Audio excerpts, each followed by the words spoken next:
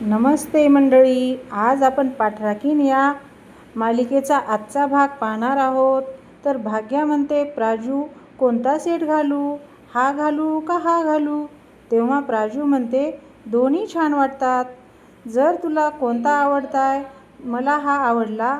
जरा बरा वाटतोय, असं भाग्या प्राजक्ताला म्हणते. आणि मग प्राजक्ता म्हणते की हा जरा जास्त छान वाटतोय. मग आता भाग्या, लग्नाचं काय करायचं? रिसेप्शनला काय घालू? साडी नेसू का काहीतरी लेहंगा घालू? तेव्हा प्राजक्ता म्हणते, मला वाटतं आपण सगळेच लुक्स ट्राय करूयात. तेव्हा भाग्या विचारते, तू काय घालणार आहेस? तेव्हा प्राजू म्हणते, मी अजून काही ठरवलं नाही. आणि मग तिकडून पुढे चाललेली असते. आणि मग भाग्या पाठीमागून म्हणते, अगं मग खरं. आणि मग प्राजू, तुला आता मला वेळ द्यावा लागेल. मी थोडे दिवसच आहे या घरात. ऐक ना, मगाशी आई बाबा थोडेसे टेन्शनमध्ये होते. पैशाची काही अडचण तर नसेल ना? आय होप सगळं व्यवस्थित होईल. मॅडम, आपका माझ्याजवळ रहा तर नाहीतर बघा, असं लग्न होईपर्यंत माझ्याबरोबर हवी आहे, सावलीसारखी, कळलं का? असं भाग्या प्राजूला म्हणते. तेव्हा प्राजू तिच्याकडे पाहते आणि तिला आठवतं की ती चारुलता म्हणत असते, या घरची मुलगी म्हणून तिने मदतीचा हात द्यायला पाहिजे की नाही? हो, आपलं ते आपलं आणि परकं ते परकंच असतं, प्राजक्ताला आठवतं. तर आता इकडे चारुलताची आई म्हणत असते, प्राजक्ताची सावलीसुद्धा आपल्या भाग्यावर पडता कामा नये, नाहीतर साखरपुड्याला काहीतरी अपशकुन होईल. तेव्हा चारुलता म्हणते, आई, प्राजक्ताने मला शब्द दिलाय, भाग्याचं लग्न होईपर्यंत ती इथे थांबणार नाही. आई म्हणते, मग त्या दोघीचे लेंगे सारखेच आहेत. 4 लोकांमध्ये राहू दे. भाग्याची हौस आहे ती. तिचं लग्न ठरलं आहे ना, मग आता करू दे ना हौस पूर्ण. आणि तू म्हणतेस तसं अपशकुन नाही होणार. तिने मला शब्द दिलाय, मी भाग्याच्या सावलीला सुद्धा उभी राहणार नाही. तू काल बघितलंस ना, ती घरात होती, पण बाहेर आली का?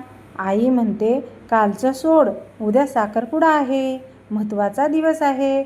ऐनवेळी काही व्हायला नको. चारुलता म्हणते, जास्त विचार करू नको.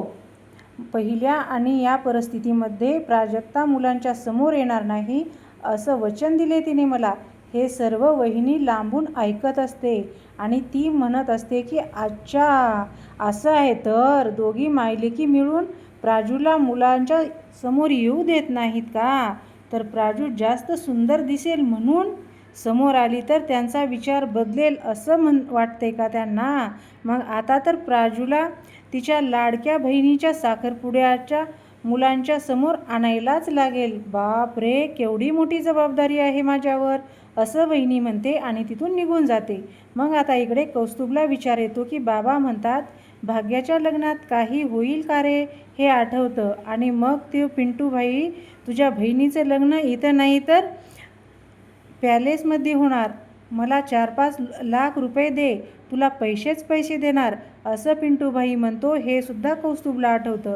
आणि मग कौस्तुभ विचार करतो, एवढे पैसे कुठून आणायचे? तेवढ्यात तिथे प्राजक्ता येते आणि म्हणते की दादा, असं म्हणते. आणि तिने काही पैसे समोर धरते आणि ते पैसे कौस्तुभ म्हणतो, हे पैसे, प्राजक्ता म्हणते, हे पैसे मामाला दे, भाग्याच्या लग्नाचा खर्च म्हणून. कौस्तुभ म्हणतो, मी कशाला देऊ? प्राजक्ता म्हणते, लग्न म्हणते की खर्च होतोच.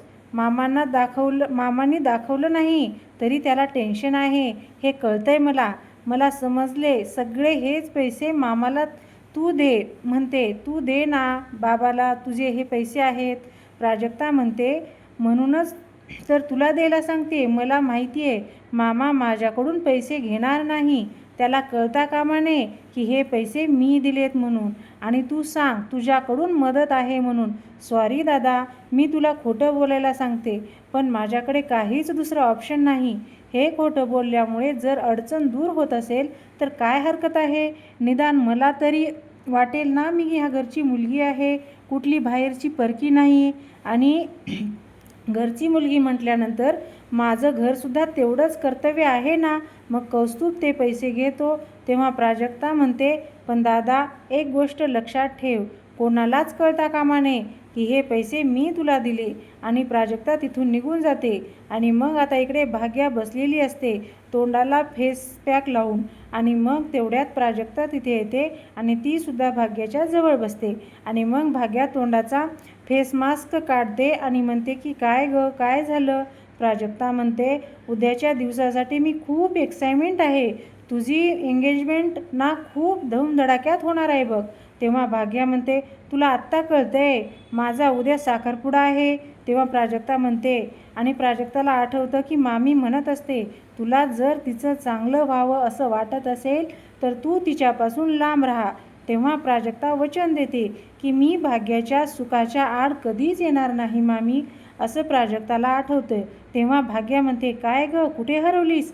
प्राजक्ता म्हणते, भाग्या, मला असं वाटतंय की माझी बहीण म्हणून तुझी या घरातली आजची शेवटची रात्र आहे. उद्या अंगठी घालणार आणि तू रोहन जिजूंची होऊन जाणार. तुला आमची आठवण कशी येणार? भाग्या म्हणते, असं काही नाही होणार.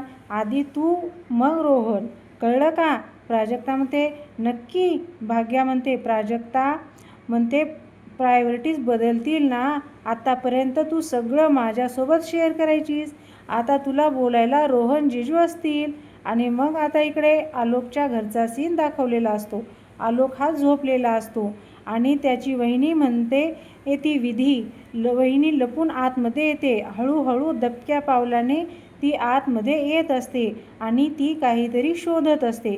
तिथे खूप अंधार असतो कारण रात्र असते आणि आलोक हा झोपलेला असतो.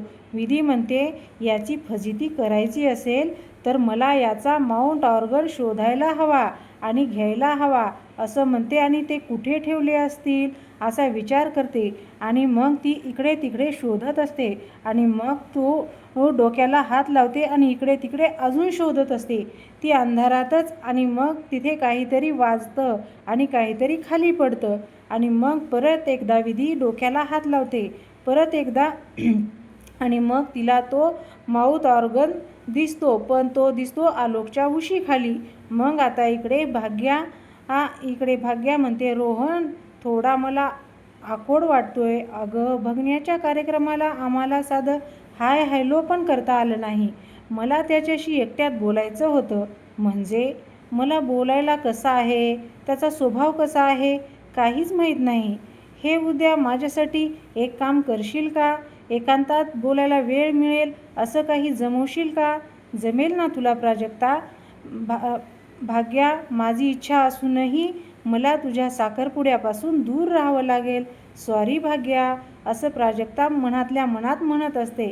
सॉरी भाग्या म्हणते. तेवढ्यात तिथे मामी येतात आणि प्राजक्ता म्हणून हाक मारत असतात. तेव्हा आणि म्हणते की ही ओढणी कशी फाटली आहे, आणि ती ओढणी फाटलेली दाखवते.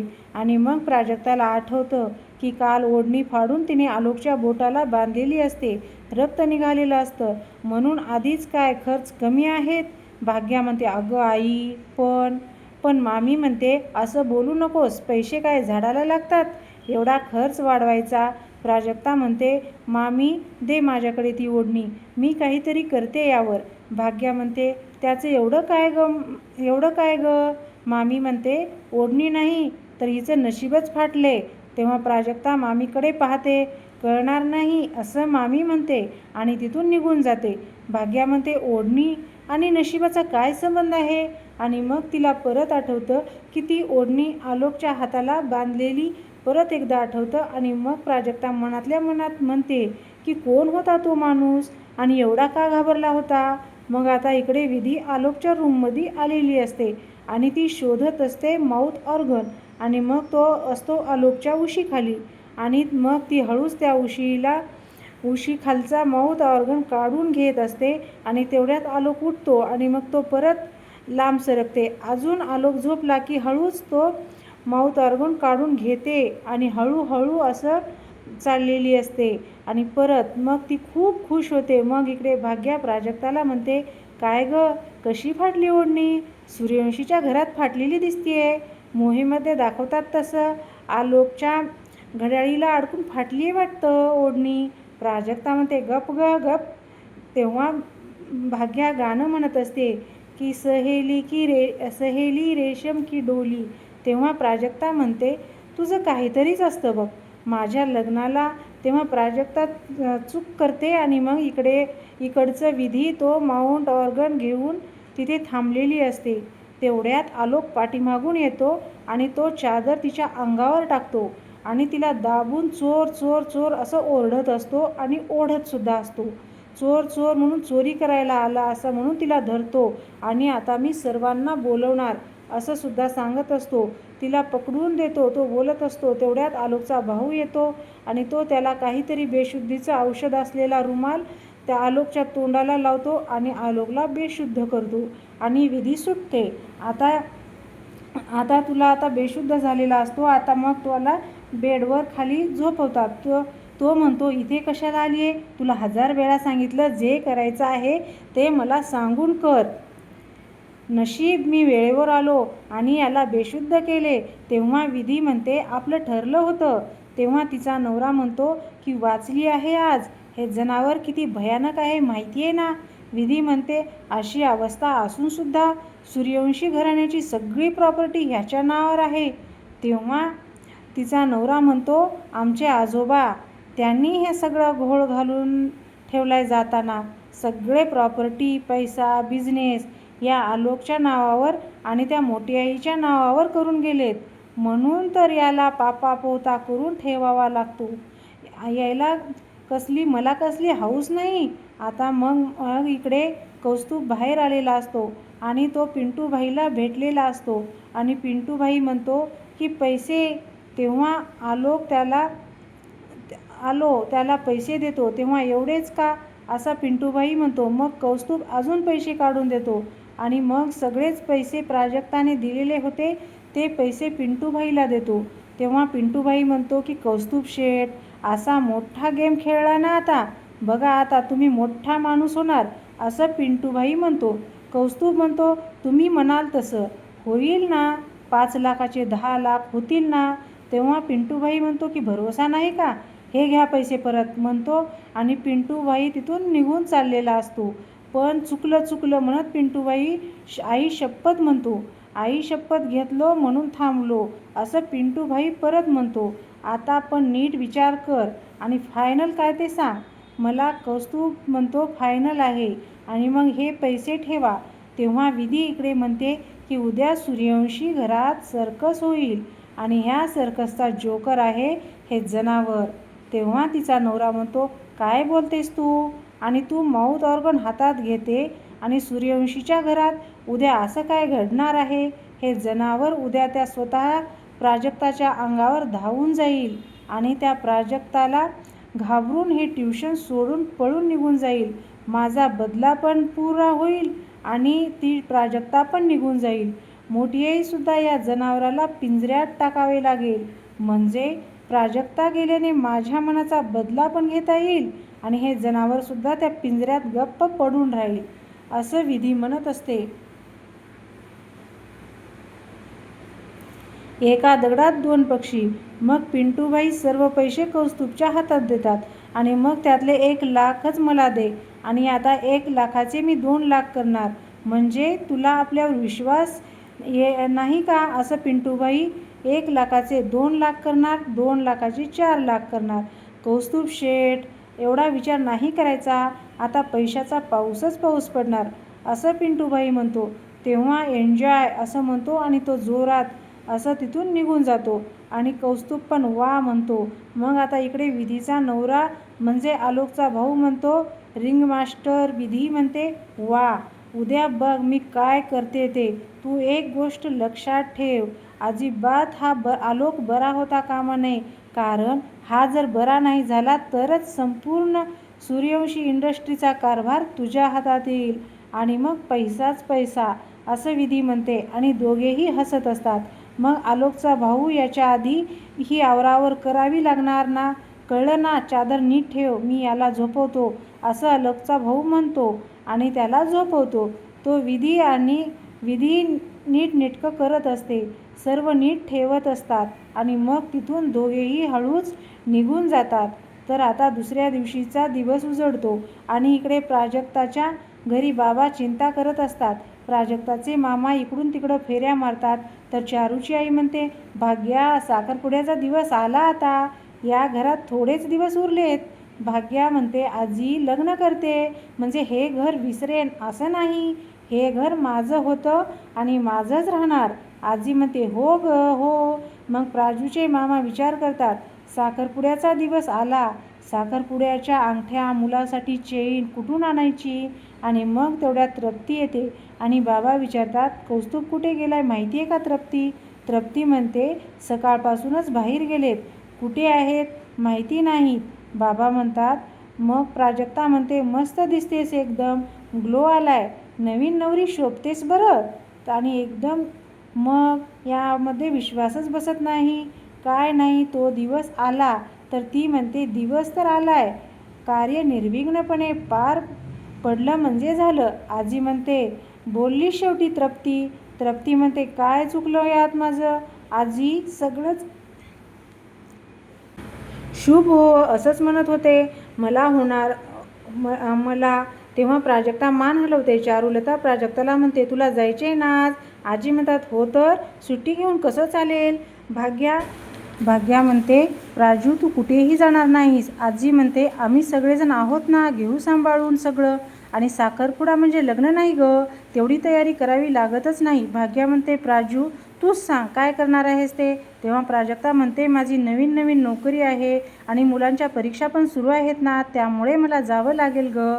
भाग्या म्हणते, अगं पण प्राजक्ता म्हणते, माझी नोकरी पण नवीन आहे, स्टार्टिंगला सुट्टी घेऊन नाही चालत असं प्राजक्ता म्हणते. तेवढ्यात कौस्तुभ आतमध्ये येतो आणि बाबा काम झालं म्हणून बाबाला मिठी मारतो आणि कौस्तुभ म्हणतो, आता भाग्याचा साखरपुडा थाटामाट्याने करूयात. तेव्हा भाग्या म्हणते, दादा. तो म्हणतो, हा तुझा कौस्तुभ दादा तुझं लग्न लावण्यासाठी समर्थ आहे. भाग्या म्हणते, म्हणजे? कौस्तुभ म्हणतो, हे बघ काय आणलं आहे. आणि कौस्तुभ अंगठ्या दाखवतो आणि भाग्या असं म्हणते, हे कौस्तुभ मग रोहनसाठी ही चेन म्हणून दाखवतो. आणि मग भाग्या म्हणते, दादा. आणि मग चारुलता म्हणते, बघू. आणि मग ती हातात घेऊन तिची चेन पाहत असते आणि आजी म्हणते, भाऊ असावा तर कौस्तुभसारखा. भाग्या म्हणते, मस्त आहे रे अंगठी. आणि प्राजक्ता विचार करते मनातल्या मनात, मी दिलेले पैसे कामी आले आणि भाग्याचा साखरपुडासुद्धा छान ताटामाटात होईल. आणि मग आता आजचा भाग इथेच संपतो आणि आता आपण पुढील भागात पाहतो की सर्वजण बाहेर बसलेले असतात, मुलं ते. आणि मग आलोक इकडे तिकडे काहीतरी शोधत असतो. मग त्याचा माऊथ ऑर्गन सापडत नसतो आणि ते मुलं वाजवत असतात आणि तो आलोक पाहतो प्राजक्ताच्या हातात तो माऊथ ऑर्गन आणि तिथली कुंडी उचलतो आणि चोर चोर म्हणत तो कुंडी तिच्या डोक्यात घालणारच असतो. मग आता आपल्याला पुढील भागात पाहायचं आहे की आलोक प्राजक्ताच्या डोक्यात कुंडी घालणार आहे का ती कुंडी खाली टाकणार आहे. त्यासाठी तुम्हाला उद्याचा भागसुद्धा ऐकावा लागणार आहे. तुम्हाला हा व्हिडिओ कसा वाटला? आवडला असेल तर लाईक करा, शेअर करा आणि तुमच्या मित्रमैत्रिणीला हा व्हिडिओ नक्की पाठवा. ही मालिका आवडत असेल तर नक्की लाईक करा आणि मला कमेंटमध्ये सांगा की ही तुम्हाला मालिका आवडते की नाही.